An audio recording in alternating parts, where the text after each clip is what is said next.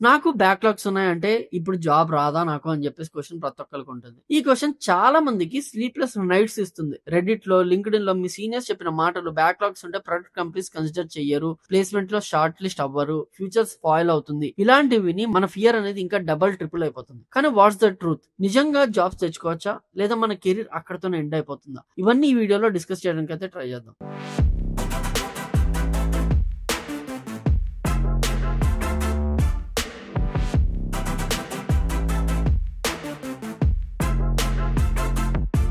Why do companies reject candidates with backlogs అనేది first మనం తెలుసుకోవాలి. అసలు రూట్ కాజ్ ఆలోచిద్దాం. కంపెనీస్ ఎందుకు బ్యాక్లాగ్స్ ఉన్న క్యాండిడేట్స్ రిజెక్ట్ చేస్తారంటే, ఇప్పుడు క్యాంపస్ ప్లేస్మెంట్ టైమ్ లో అయితే ఆల్మోస్ట్ ఒక్క డ్రైవ్ కి అట్లీస్ట్ 1000 మెంబర్స్ అప్లై చేస్తారు. బట్ ఎంప్లాయర్స్ కి మాన్యువల్ గా ప్రతి ఒక్కరిని రివ్యూ చేసే అంత టైం అయితే ఉండదు. సో ఈ బ్యాక్లాగ్స్ ని ఒక ఫిల్టర్ గా యూజ్ చేసి చాలా మందిని ఫిల్టర్ చేసేయచ్చు. So more over Indian IT companies have strict policies. వాళ్ళు కంపల్సరీగా ఫాలో చేయాల్సిందే అది ఆ పాలసీస్. ఎగ్జాంపుల్ టీసీఎస్ కి 60% throughout plus no backlog policy అనేది ఉంది. ఇన్ఫోసిస్ కూడా సిమిలర్ క్రైటీరియా అనేది ఉంది. క్యాంపస్ ప్లేస్మెంట్స్ లో ఈ కంపెనీస్ డైరెక్ట్లీ ఫిల్టర్ చేస్తాయి. ఇదే కాకుండా ఎంప్లాయర్స్ చిన్న అనాలజీతో వస్తారు. అకాడమిక్స్ లో ఫెయిల్ అయ్యారు అంటే సో బేసికల్లీ డిసిప్లిన్ తక్కువ, కన్సిస్టెన్సీ తక్కువ అండ్ లెర్నింగ్ యాటిట్యూడ్ కూడా లేదు అని చెప్పేసి వాళ్ళు అనుకుంటారు. అండ్ ఆఫ్ కోర్స్ ప్రతి ఒక్కరికి వచ్చే ఫీలింగ్ అది. దానికంటే అకాడమిక్స్ లో సక్సెస్ అయిన వాళ్ళని తీసుకోవడం బెటర్ కదా అనుకుంటారు. బికాస్ ఒక బేస్ ఉంటుంది వాళ్ళకి ఆల్రెడీ, దట్ అకాడమిక్స్ లో పర్ఫార్మెన్స్ ఉంది, అలానే వర్క్ లో కూడా చూపించగలరనే ట్రస్ట్ ఆ ఎంప్లాయర్ కి వచ్చే అవకాశం కూడా ఉంది. సో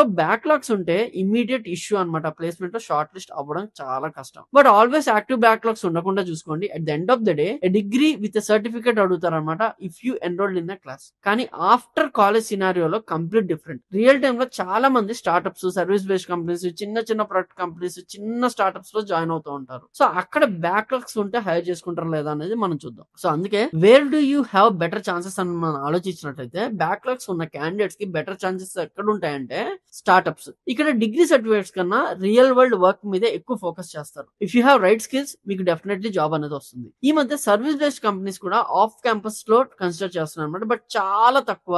బెంగళూరులో ఉన్న కంపెనీస్ అయితే సర్వీస్ బేస్డ్ వాళ్ళు మీకు ఆఫర్ చేసే అవకాశం ఉన్నాయి. ఎంఎన్సీస్ అయితే వెరీ వెరీ రేర్. బ్యాక్లాగ్స్ అస్సలు కాంప్రమైజ్ అవ్వరు. బ్యాక్లాగ్స్ ఉన్న వాళ్ళు అస్సలు తీసుకోరు. అలా అని చెప్పి బ్యాక్లాగ్స్ మెయింటైన్ చేయమని అయితే నేను చెప్పట్లేదు. ట్రై చేయండి బ్యాక్లాగ్స్ పడకుండా. బట్ ఏదో రీజన్ తో పడితే క్లియర్ చేసేయండి. అంటే బ్యాక్లాగ్స్ ఉండి జాబ్ కోసం ట్రై చేస్తుంటే చాలా తక్కువ మంది ఒప్పుకుంటారు. చాలా చాలా తక్కువ మంది. కానీ ఉన్న బ్యాక్లాగ్స్ క్లియర్ చేసుకోండి. ఒక టైం ఫ్రేమ్ పెట్టుకోండి. కాలేజ్ అయిపోయింది, ఇంకో 6 months లో క్లియర్ చేసుకోవాలని పెట్టుకోండి. అఫ్ కోర్స్ మన లాస్ట్ ఆప్షన్ ఫ్రీలాన్సింగ్ కూడా ఉందనుకోండి. ఇక్కడ సర్టిఫికేట్స్ అయితే పని లేదు, ఓన్లీ యువర్ స్కిల్స్. బట్ అనుకున్నంత ఈజీ అయితే కాదు. స్టార్టింగ్ డేస్ లో చాలా కష్టపడాల్సి వస్తుంది. బికాస్ పోర్ట్ఫోలియో లేకుండా, రియల్ వరల్డ్ ఎక్స్పీరియన్స్ లేకుండా ఎవ్వరూ మీకు వర్క్ అనేది ఇవ్వరు. మనల్ని ఎందుకు నమ్మాలి అసలు?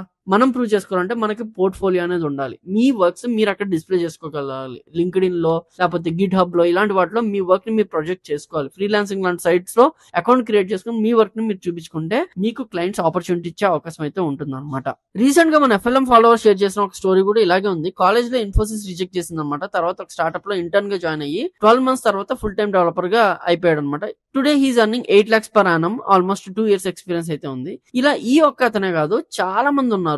మీరు అనుకోవచ్చు లక్ తో వచ్చింది అని చెప్పేసి. మేబీ అనుకోవచ్చు లక్ ఉందేమో, బట్ ఆ లక్ మనం కూడా ట్రై చేస్తూ ఉంటదేమో అనే ఆలోచనతో ట్రై చేస్తేనే కదా ఒక పాజిటివ్ హోప్ ఉండేది. ఇదంతా కాదన్న అసలు how to get job with backlogs అది చెప్పండి ఇంకా క్లియర్ గా అని చెప్తారా? స్కిల్ మీద ఇన్వెస్ట్ చేయండి. జావా, పైథాన్ గానీ, మెన్స్టాక్ గానీ, డేటా సైడ్ గానీ, .NET గానీ కరెంట్ డిమాండ్ ఉన్న కోర్స్ అయితే నేర్చుకోండి. కోర్స్ తీసేసుకున్నా కంప్లీట్ చేసేసాను అంటే కాదు, కంపల్సరీగా హ్యాండ్స్ ఆన్ ప్రాజెక్ట్స్ చేయాల్సిందే. అప్పుడు రియల్ వరల్డ్ ఎక్స్పోజర్ అనేది వస్తుంది. లేదా ఓన్లీ ట్యూటోరియల్స్ వచ్చిన బ్యాచ్ లో ఉండిపోతారు అనమాట. Next thing portfolio. ఇందాక స్టార్టింగ్ లో చెప్పేదా, నేను ప్రాజెక్ట్ చేశాను అంటే ఎవ్వరు మీకు జాబ్స్ ఇవ్వరు. మీ ప్రాజెక్ట్ ని మీరు ఎంత బాగా చూపించుకోగలిగారు, లింక్డ్ఇన్ లో ఎలా అప్డేట్ చేశారు, గిట్హబ్ లో ప్రొఫైల్ ఎలా ఉంది, ఆ ప్రాజెక్ట్ ఎంత వరకు యూసేజ్ లో ఉంది, ఆ ప్రాజెక్ట్ ఎంత వరకు రియల్ టైమ్ లో ఉంది, ఇవన్నీ చూసే మీకు జాబ్ అనేది ఇస్తారు. 2025 లో నెట్వర్క్ ఈజ్ యువర్ నెట్వర్క్. ఈ మధ్యలో లింక్డ్ఇన్ ఒక డిజిటల్ రెజ్యూమే లాగా పనిచేస్తుంది. సో మీరు నిజంగా స్కిల్ ఉన్న వాళ్ళైతే లింక్డ్ఇన్ లో మీ వర్త్ ఏంటో ప్రూవ్ చేసుకోండి. థర్డ్ థింగ్ వచ్చేసి internships and freelancing. Actually backlogs ఉన్న వాళ్ళకి ఇంటర్న్షిప్ క్రాక్ చేయడం కొంచెం easy compare to full time roles. ఎందుకంటే ఇంటర్న్షిప్ లో ఈ మధ్య కాలంలో మీరు అన్‌పెయిడ్ చేస్తానంటే తీసుకునే స్టార్టప్స్ బొచ్చుడు ఉన్నాయన్నమాట. మనం రీసెంట్ గా ఒక రీల్ కూడా చేసాం. స్టార్టప్స్ ఉన్నాయి, ఆ లిస్ట్ కావాలంటే కామెంట్ చేయండి అని. చాలా మంది ఆల్మోస్ట్ 25,000 మెంబర్స్ ఆ లిస్ట్ తీసుకున్నారు. అండ్ చాలా మంది అందులో వాళ్ళని అప్రోచ్ అయ్యారు. వాళ్ళకి కొంతమందికి జాబ్స్ కూడా వచ్చాయి. ఆ రీల్ మళ్ళీ తిరిగి చేయాలంటే లేదా దాన్ని ఒక ఫుల్ టైం వీడియో లా చేయాలంటే కింద స్టార్టప్స్ అని చెప్పేసి కామెంట్ చేయండి. దాని వల్ల మాకు కూడా అర్థమవుతుంది మీకు ఇంట్రెస్ట్ ఉందని చెప్పేసి దాని మీద వీడియో చేయడం అని చేస్తాం. సో అలాగా అన్‌పెయిడ్ తీసుకునే కంపెనీస్ చాలా ఉన్నాయన్నమాట. వాళ్ళకి మీ బ్యాక్లాగ్స్ కంటే కూడా వాళ్ళకి ఒక పర్సన్ ఇంపార్టెంట్, అక్కడ వర్క్ చేయడం ఇంపార్టెంట్. నాకు స్కిల్ ఉన్నా ఇనిషియల్ గా మనీ తక్కువ వచ్చినా పర్లేదు అనుకుంటే మీరు ఇలా ట్రై చేయొచ్చు. And soft skills and communication, technical skills ఎంత స్ట్రాంగ్ గా ఉన్నా మీకు బ్యాక్లాగ్స్ ఎందుకు పడ్డాయి, అది పడినా నేను స్ట్రాంగ్ గా ఉన్నాను చెప్పుకోవాలి అవతల వాళ్ళకంటే మీకు కమ్యూనికేషన్ స్కిల్స్ అనేవి చాలా చాలా ఇంపార్టెంట్. ఇన్ఫాక్ట్ చెప్పాలంటే 60% కమ్యూనికేషన్ స్కిల్స్, 40% టెక్నికల్ స్కిల్స్ ఉన్నా కూడా ఈజీగా జాబ్ అనేది వస్తుంది ఇప్పుడున్న సినారియోలో. వాళ్ళకి కావాల్సింది వాళ్ళ కమ్యూనికేషన్ లో ఒక ఎంప్లాయర్ కి ఇతను పని చేయగలడు అన్న నమ్మకం మీ మాటల్లో మీరు కల్పిస్తే చాలన్నమాట. ఇప్పుడున్న పర్సన్ మేము కూడా అలాగే హైర్ చేసుకుంటాం. ప్రతి ఎంప్లాయర్, ఇన్ఫోసిస్, టీసీఎస్, చిన్న స్టార్ట్అప్, పెద్ద స్టార్ట్అప్, మిడ్ రేంజ్ స్టార్ట్అప్ అందరూ ఇలాగే చేస్తారు. మీ కమ్యూనికేషన్ తో అవతల వాళ్ళని ఎంత వరకు అట్రాక్ట్ చేశారు అనేది ఇంపార్టెంట్. రీసెంట్ గా రెడ్ ఆర్టికల్ అబౌట్ స్టూడెంట్, చాలా ఇన్స్పైరింగ్ గా ఉండే తన journey. He has 5 backlogs, open source contribute అయ్యాడు అనమాట. గిట్ హబ్ అండ్ లింక్డ్ఇన్ లో చాలా యాక్టివ్ గా ఉన్నాడు. అలా ఒక చిన్న యుఎస్ బేస్డ్ కంపెనీని ఫ్రీలాన్సింగ్ ప్రాజెక్ట్ తెచ్చుకున్నాడు అనమాట.